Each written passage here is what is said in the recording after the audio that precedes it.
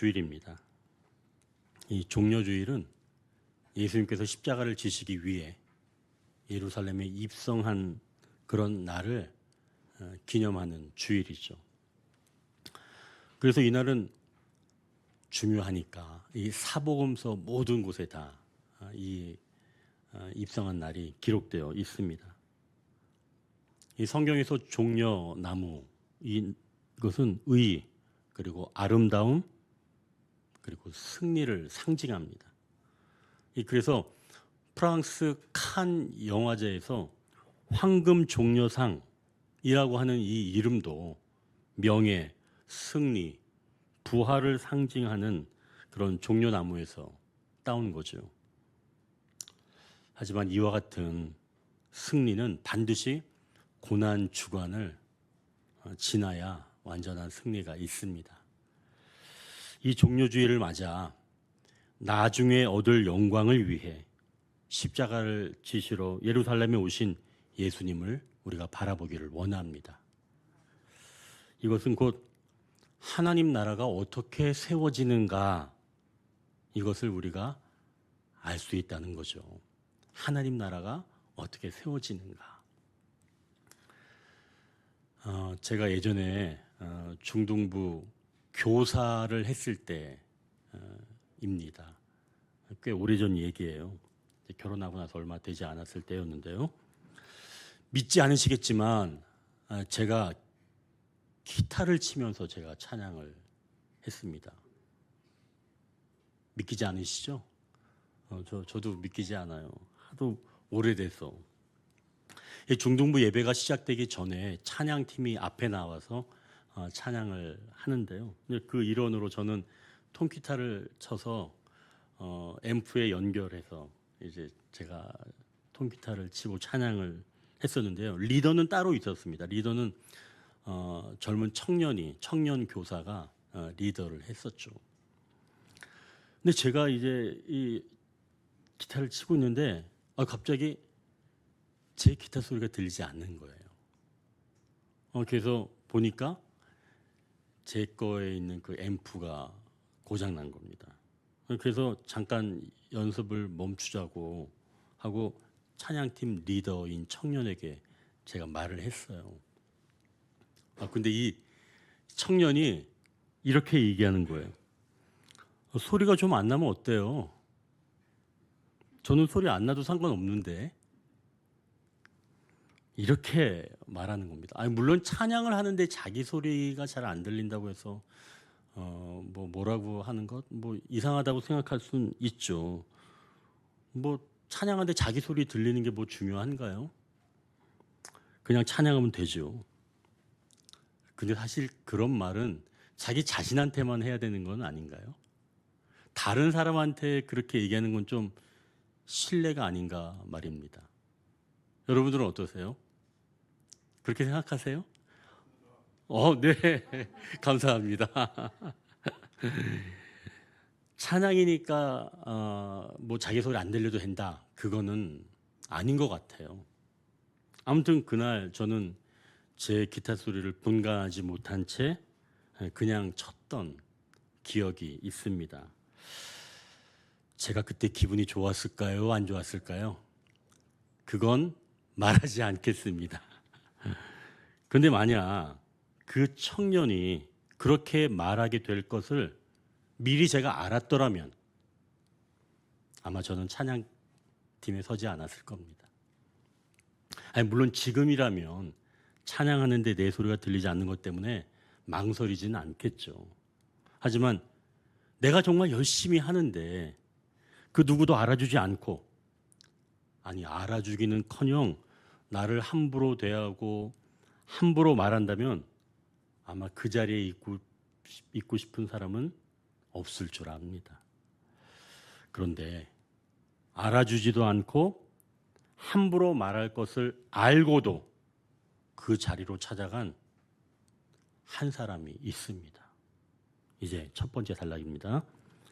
알면서도 가는 그 한 사람이 있다. 우리가 12절, 13절까지만 우리가 한 절씩 읽겠습니다. 그 이튿날에는 명절에 온 큰 무리가 예수께서 예루살렘으로 오신다는 것을 듣고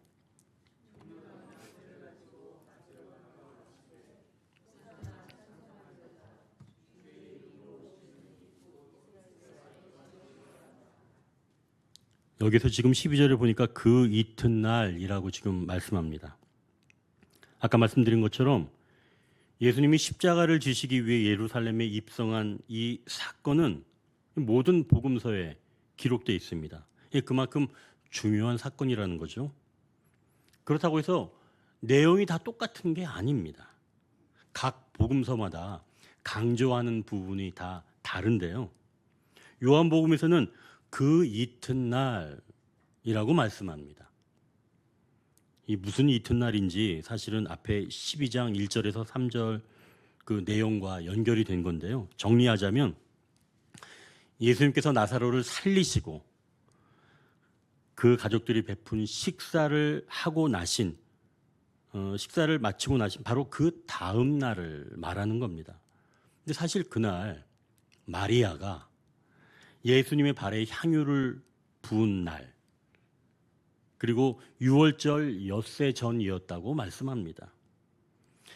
이렇게 예수님의 발에 향유를 부은 것은 6월절의 의미인 예수님의 장례를 위한 것이라는 말씀이죠. 그러니까 먼 미래 장례가 아니라 죽는 것, 장례. 예수님의 장례를 위해서 마리아가 향유를 부어서 예수님 발을 닦아준 겁니다. 그 사건이 있는 바로 이튿날이라는 뜻이에요.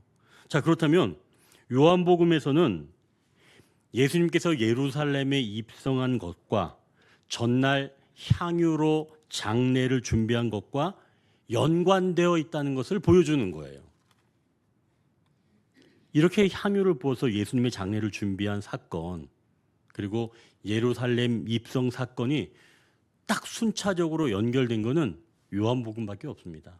다른 복음서에서는 이게 다 뚝 떨어져 있어요. 이스라엘 사람들은 예수님이 예루살렘에 들어와서 정치적인 회복을 일으키실 것을 알고 이스라엘 왕으로 환영을 하였지만 예수님은 죽으심으로 왕권을 나타내신다는 말씀이죠. 축제와 같이 환영하는 자리이지만 사실 이 축제는 뭐와 연결되어 있다는 거예요? 죽음과 연결이 되어 있다는 겁니다. 예수님은 이러한 사실을 알면서도 예루살렘에 올라오신 거죠. 자, 그럼 예수님은 이들의 열렬한 환호에 어떻게 화답하셨을까요? 보통 왕이 도성에 들어올 때는 병거나 말을 타고 들어옵니다. 요즘은 중요한 나라의 어떤 대통령이 방문하면 의장대 사열이 있고 또 카퍼레이드를 합니다. 그때 그 대통령은 대형 세단, 오픈카를 타지요. 그런데 대형 세단이 아닌 만약 작은 오토바이를 타고 여러분 지나간다고 생각해 보십시오. 그러면서 손을 흔들면서 지나가는 거예요. 그게 정말 왕다운 모습일까요? 이제 14절을 한번 보십시오. 예수는 한 어린 나귀를 보고 타시니. 여러분 이 모습이 좀 상상이 가세요? 한 어린 나귀를 타신 겁니다. 예수님께서. 이건 마치 트럼프 대통령이 스쿠터를 타는 것과 똑같은 거예요. 그 무게를 이야기하는 게 아니라 격을 이야기하는 거겠죠. 예수님이 지금 이런 모습을 가지고 예루살렘으로 입성하신 겁니다. 그냥 나귀도 아닌 어린 나귀. 한 번도 타본 적이 없는. 사실 이 사건은, 이 모습은 두 가지 의미가 있습니다. 병거나 말을 타고 입성을 했다면 이것은 전쟁에서 승리하여 개선하는 왕으로 오신 것을 의미하겠죠. 그렇다면 당시 로마에 의해서 통치를 받는 바로 그러한 처지인데 그들과 대적하다는 그런 뜻이겠죠. 그러나 예수님은 어린 나귀를 타시면서 승리의 왕이 아니라 평화의 왕으로 오신 것을 말씀합니다. 또 한 가지는 겸손한 모습으로 오신 것을 말씀하죠. 예수님은 겸손한 왕으로 이 땅에 오셨습니다. 이 땅에 평화가 없기에 진정한 평화를 주시려고 겸손하게 가장 낮은 모습으로 찾아오신 줄 믿습니다.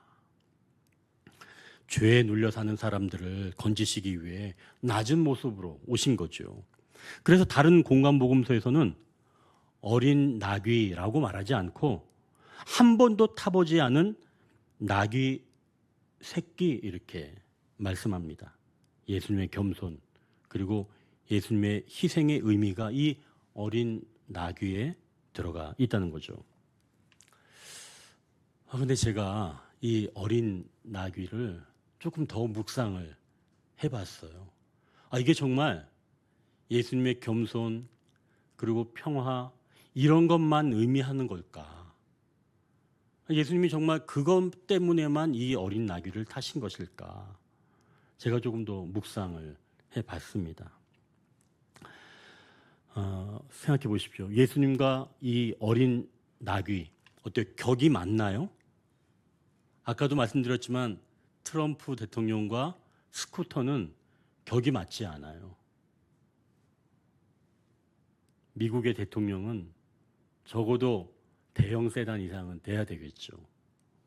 근데 지금 예수님과 한 어린 나귀는 너무나 동떨어져 있습니다. 격이 맞지 않다는 거죠. 자, 그러면 이 어린 나귀는 예수님을 태우고 들어가는데 막 환호를 하는 겁니다. 사람들이. 마치 자기가 환호를 받는다고 생각하지 않을까요? 자기가 어린 나귀라는 사실을 잊어버린 채 나에게 쏟아지는 그런 환호. 사실은 격이 맞지도 않는데 말입니다. 그래서 이 어린 나귀는 제가 묵상해 본 결과 이게 혹시 이스라엘을 의미하는 것은 아닌가 하는 그런 생각이 들었습니다. 이스라엘은 예수님께 택함을 받은 그런 자들이지만 당시 상황과 그들이 하는 모습을 보면 어린 나귀와 다를 바 없는 그런 존재라는 거죠. 우리 생각에는 조금 더 덩치가 큰 나귀 또는 말 또 병거 이런 거 타면 얼마나 좋겠어요. 즉 그리스나 또 로마 이런 나라를 하나님께서 사용하시면 얼마나 좋아요. 그런데 그렇게 하지 아니하시고 지금 예수님은 어린 나귀처럼 이스라엘 백성을 사용하셔서 하나님 나라를 세워가신다는 말씀이에요. 가장 힘이 없고 볼품없는 그 사람을 사용하셔서 하나님 나라를 세워가시는 줄 믿으시길 바랍니다. 어떤 멋진 사람을 사용하는 게 아니라 어린 나귀와 같은 사람을 사용하셔서 하나님은 하나님의 나라를 더욱더 확장해 가신다는 거죠. 이런 면에서 보면 오히려 우리에게 더 소망이 있는 것 아닌가요? 자, 그럼 이런 생각이 들지 않나요? 볼품이 없는 사람을 택하면 그 사람이 감사하게 생각해서 보람을 얻을 수 있으니까 볼품 없는 사람을 택한 건 아닐까요? 하는 생각을 할 수 있겠죠? 자, 그렇다면 이제 두 번째 단락입니다. 지금은 인정받지 못한다고 말씀한다. 이제 우리가 15절, 16절을 한 절씩 읽겠습니다. 이는 기록된 바 시온 따라 두려워하지 말라. 보라, 너의 왕이 나귀 새끼를 타고 오신다 함과 같더라.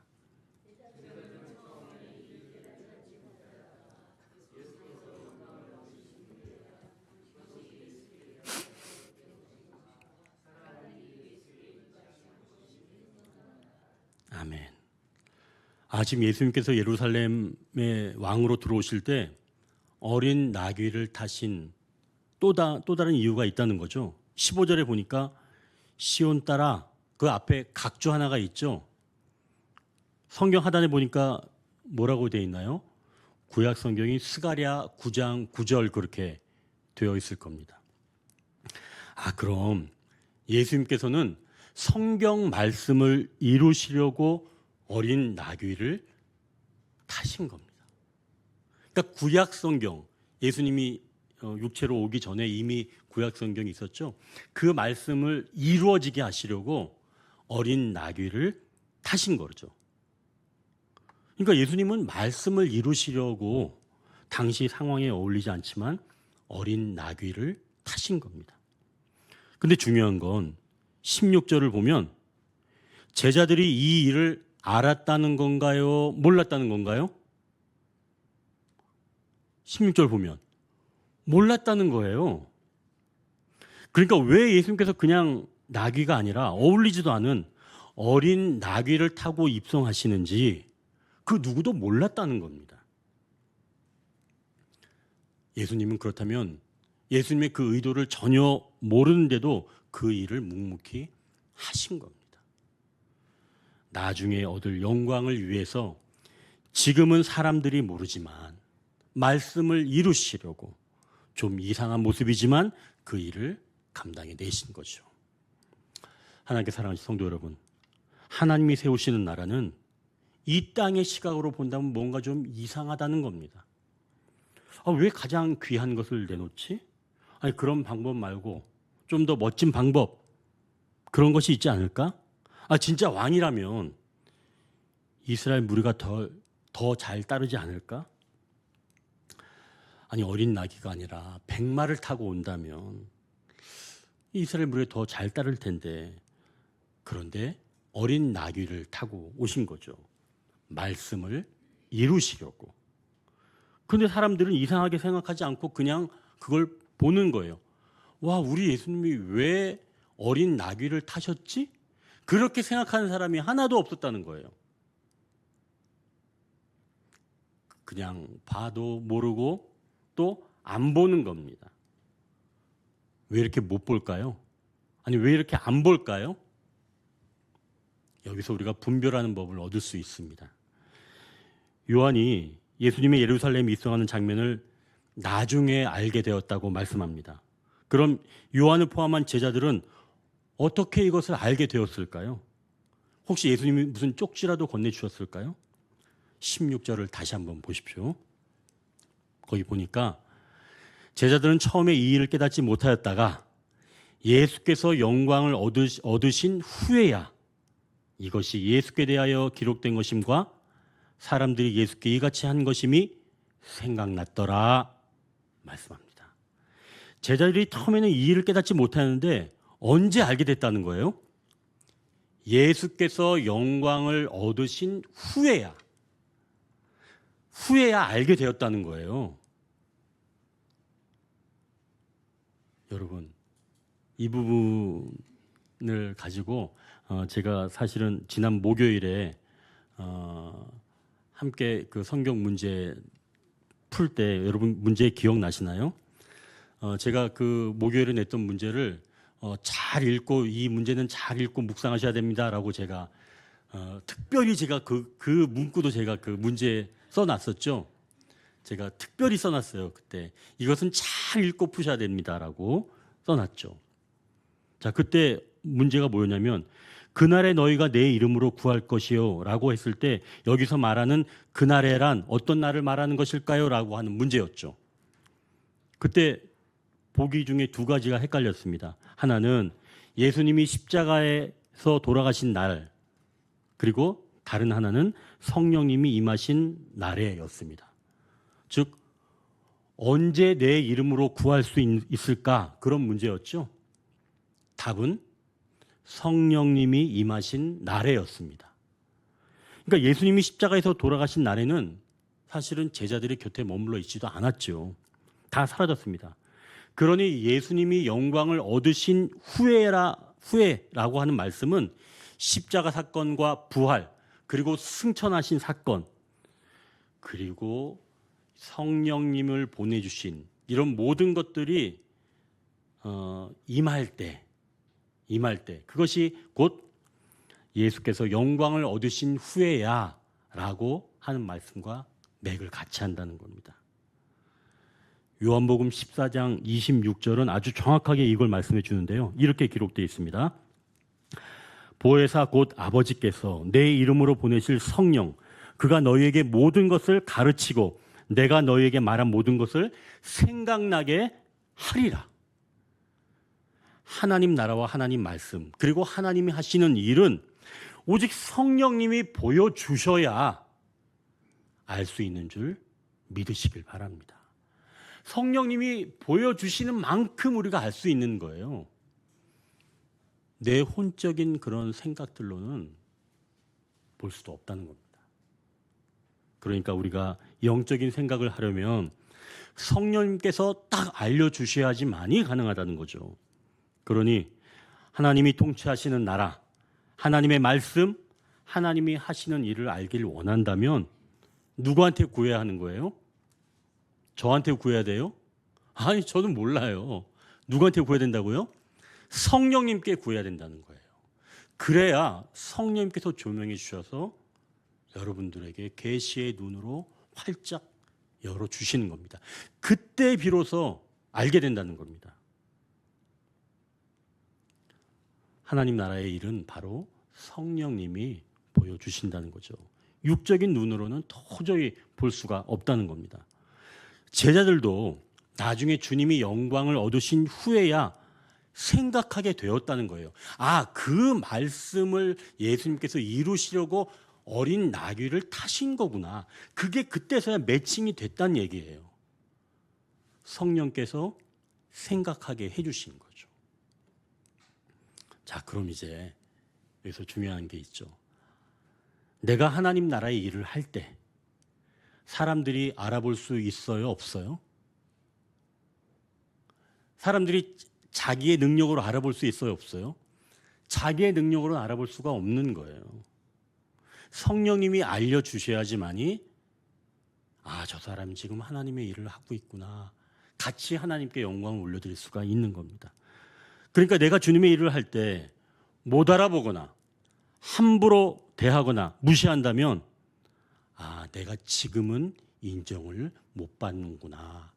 이렇게 여기시면 되는 겁니다. 그럼 그 사람이 지금 성령님께서 계시로 열어주지 못하고 있는 상황이라는 거예요. 왜 나를 안 알아줘? 이거 너무한 거 아니야? 이렇게 생각할 필요가 없다는 겁니다. 성령님이 아직 그 사람에게 계시의 영을 허락하지 않으신 거예요.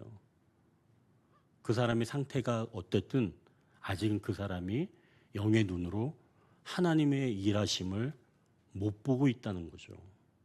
그렇게 생각하면 여러분 섭섭한 게 덜하겠죠? 하나님의 일을 할 때는 그런 겁니다.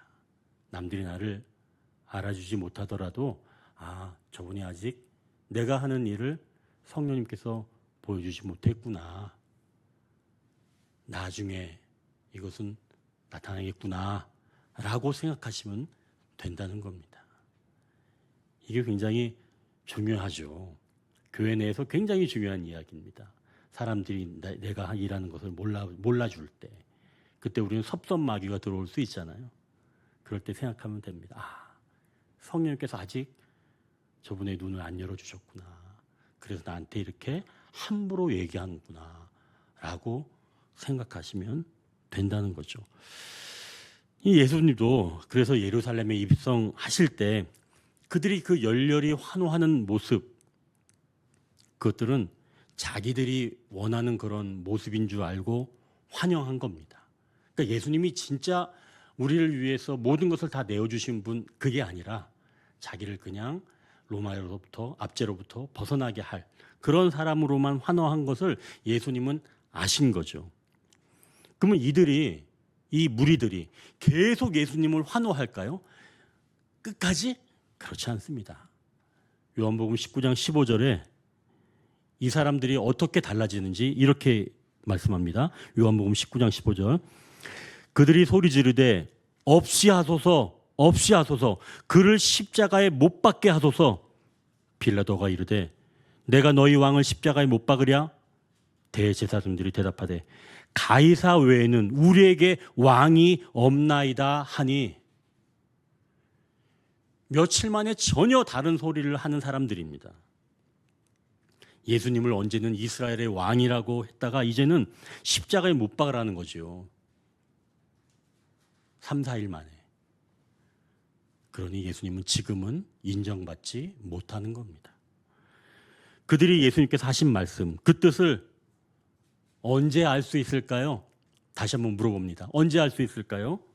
예수님께서 영광을 얻으신 후, 즉 성령님이 오시고 나서야 그들이 알 수 있다는 겁니다. 성령님께서 보여주시는 것만큼 알 수 있다는 거죠. 그러니 다시 한번 말씀드리지만 우리가 하나님의 일을 할 때 못 알아보는 사람이 많을지라도 서운해하지 마십시오. 자, 이제 그럼 질문이 나오겠죠. 그럼 목사님, 어떤 게 하나님 나라의 일이고 또 하나님의 통치입니까? 전도하고 말씀 보고 기도하고 이런 거가 하나님 나라 일인가요? 맞죠? 이러한 일들 할 때 몰라주는 사람이 많이 있습니다. 전도하는데 같이 전도 안 하는 거예요. 또 기도해야 되는데 같이 기도하지 않는 거예요. 그러면은 아니 왜 저 사람은 기도도 안 하지? 같이 좀 기도하는데 왜 기도도 안 하지? 그렇게 생각할 수가 있다는 거죠. 그러면 저 사람은 하나님 나라 일을 해야 되는데 왜 안 하지? 이렇게 생각할 수가 있겠죠. 자, 그러면 이제 우리가 꼭 이런 일만 하나님 나라의 일인가? 이러한 일만 하나님 나라의 일은 아니라는 거죠. 어느 성도님이 자녀를 잘 길러내셨어요. 자녀가 성장할 때는 엄마만 바라봤습니다. 그래서 엄마랑 굉장히 사이가 좋게 지냈죠. 근데 다 자라고 난 다음부터는 엄마한테 대하는 게 예전 같지가 않은 겁니다. 이야기도 잘 하지 않고 또 같이 시간을 내주는 게 없던 거죠. 그래서 엄마가 굉장히 서운해지기 시작한 겁니다. 죽어라 뒷바라지 했는데 자식은 엄마의 마음을 몰라주고 혼자 성장한 듯 엄마를 외면하게 된 겁니다. 자, 그럼 너무 서운하죠. 그런데 이렇게 자녀를 잘 기른 것도 하나님의 일인 줄 믿으시길 바랍니다. 이것도 하나님의 귀한 일이에요. 지금은 인정받지 못하지만 인정받지 못하신 주님은 인정해 주시는 줄 믿으시길 바랍니다. 주님이 인정해 주시는 거예요. 그것도 하나님의 일이라는 거죠. 자, 그럼 내가 하는 이 일이 진정으로 하나님 나라의 일이 되기를 원하신다면 어떻게 하면 내가 하는 일이 하나님 나라의 일이 될 수 있을까요? 여러분 이런 거 좀 생각해 보셨나요? 어떻게 하면 내가 하는 일이 하나님 나라의 일이 될 수 있을까? 또 하나님이 기뻐하시는 일이 될 수 있을까? 이것은 내가 하는 일에 주님을 초청하면 되는 겁니다. 주님을 초청하는 거예요. 만약 내가 하는 일의 모든 것을 주님을 초청한다면 그 일은 다 하나님 나라의 일이 되는 겁니다. 그렇다고 여러분, 내가 물건을 훔치려고 하는데 주님, 저의 손이 빨라지게 하옵소서. 이런 사람들은 없을 거 아니에요. 그러죠? 하나님 나라의 일을 하면서 주님을 초청한다면 아마 주님이 기뻐하시지 않을 일은 하지 않을걸요? 내 취미 생활에도 주님을 초청해 보십시오. 그 취미가 나를 잡아먹지는 못할 겁니다. 그때부터는. 그러니 내가 하려고 하는 모든 것들이 하나님 나라의 일이 되기를 원한다면 주님을 초청하는 거죠. 그렇게 되면 누군가 나를 알아주지 않더라도 나를 인정해 주시는 바로 그분이 계시기에 그 일로도 내가 다른 시험에 들지 않게 된다는 말씀입니다. 결국 내 모든 일에 주님을 초청하시면서 하나님의 일을 풍성하게 경험하시는 저와 여러분 되시길 주님의 이름으로 축원합니다. 이제 마지막 세 번째 단락입니다. 거부하는 자들로 이루신다고 말씀합니다. 우리가 17절에서 19절까지 우리가 한 절씩 읽겠습니다. 나사로를 무덤에서 불러내어 죽은 자 가운데서 살리실 때에 함께 있던 무리가 증언한지라.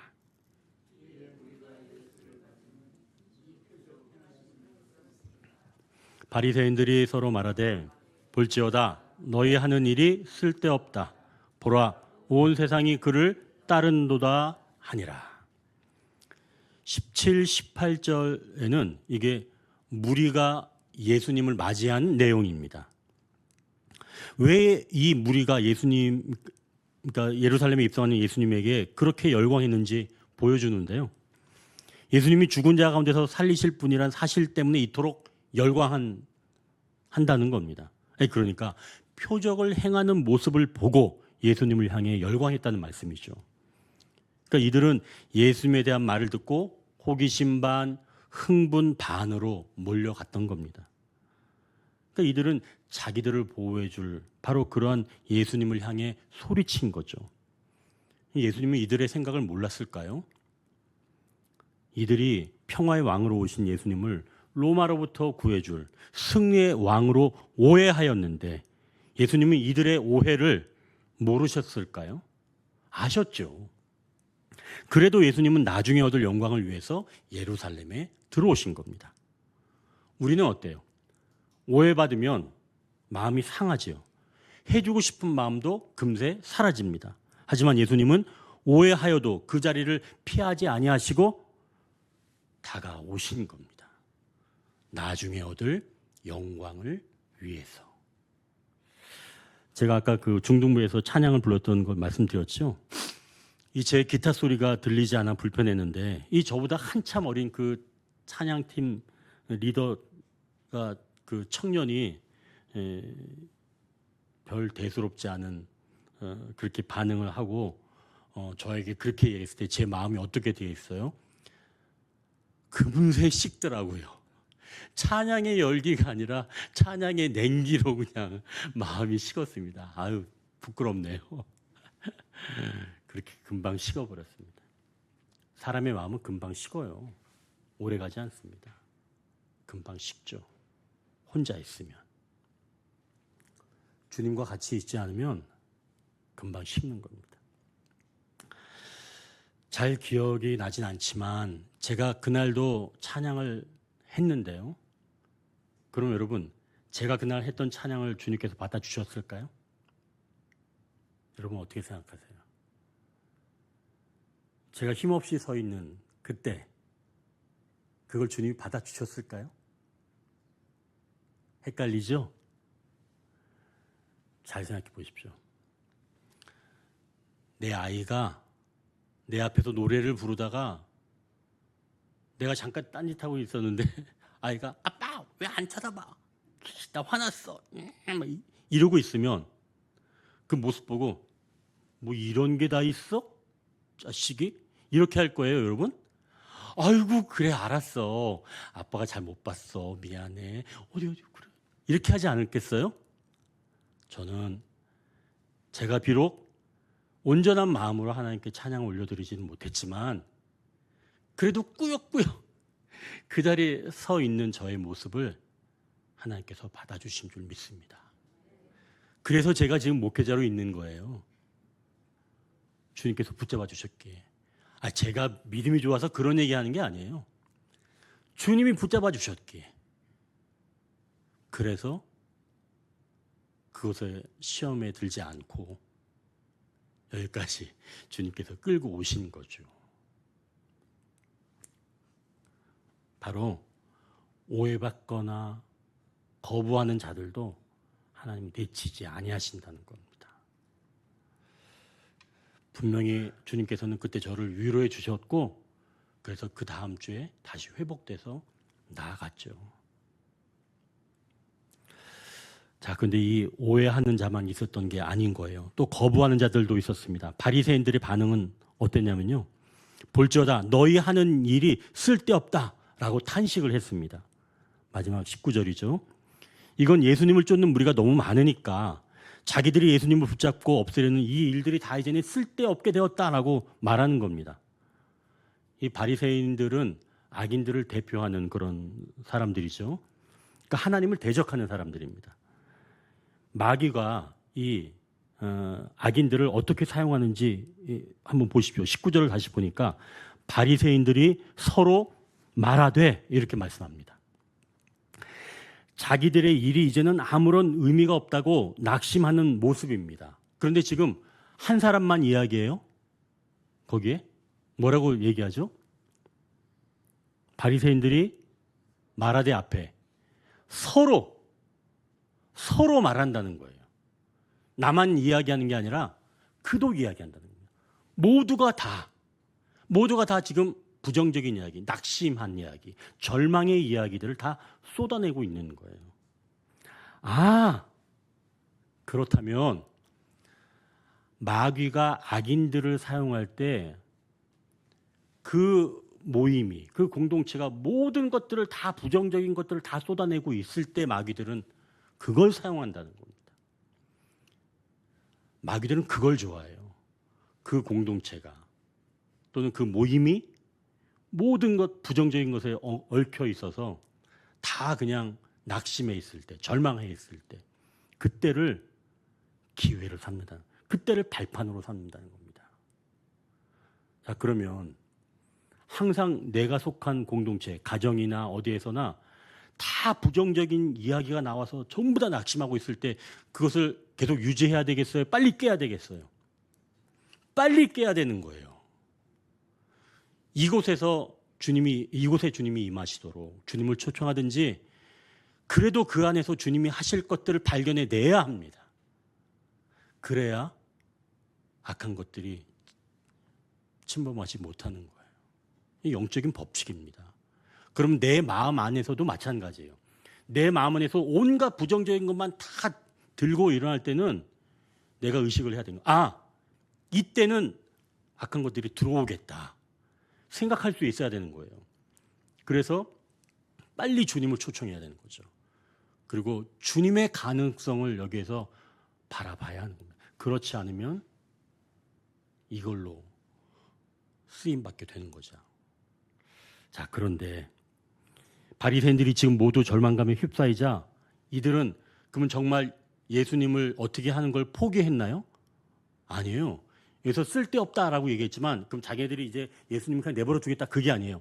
쓸데없다 했으니까 반대로 반드시 죽여야 되겠다라고 결단을 한 겁니다. 이 바리새인들은. 그래서 예수님을 완전히 반드시 죽여야 될 사람으로 한 거죠. 결국 예수님을 완전히 거부하는 자들로 굳게 서게 된 겁니다. 마귀는 이들의 이러한 결심이 섰을 때 가룟 유다의 마음을 빼앗아서 이들과 연합하게 만들어버렸죠. 그리고 마침내 거부하는 자들이 그 뜻을 이루게 되었습니다. 여러분, 그러니 이러한 그 거부의 자리, 완전한 절망의 자리에서는 다시 한번 주님을 초청하는 그러한 시간들, 또 그러한 것들이 필요하다는 거죠. 자, 그렇다면 예수님은 이것을 어떻게 하셨는가? 예수님은 오히려 그 거부하는 자들이 일하도록 내버려 두셨습니다. 오히려 그것을 통해서 그들이 하는 일을 통해서 예수님은 하나님 나라를 만들어 가셨죠. 우리는 안 됩니다. 우리는 그렇게 하면 안 돼요. 그러나 예수님은 그렇게 하신 거예요. 모두 거부하는 자들, 그걸 통해서 예수님은 하나님 나라를 만들어 가셨죠. 그들이 예수님을 죽이도록 몸을 주신 겁니다. 그러니 오늘 말씀처럼 나중에 얻을 영광을 위해서 예수님은 이렇게 하나님 나라가 이루어지기 위해서 알면서도 가시는 바로 그분이 예수님이시며, 예수님은 지금은 인정받지 못하여도 그 길을 가셨으며 완전하게 거부하는 자들로 하나님 나라를 이루신 분이 곧 예수님이신 줄 믿으시길 바랍니다. 그 안에서 우리가 하나님 나라를 얻게 된 겁니다. 이제 말씀을 다시 한번 정리합니다. 하나님 나라가 이루어지게 된 것은 알면서도 그 길을 가신 그 한 사람이 있기 때문입니다. 그분은 지금은 인정받지 못한다고 말씀합니다. 성령님이 임재해야 알 수 있다는 거죠. 그리고 주님은 완전히 거부하는 자들로 하나님 나라를 이루셨습니다. 종료주일 다시 한번 주님의 그 아름다운 헌신을 기억하며 우리가 함께 기도의 자리에 나아가기를 원합니다. 기도하겠습니다.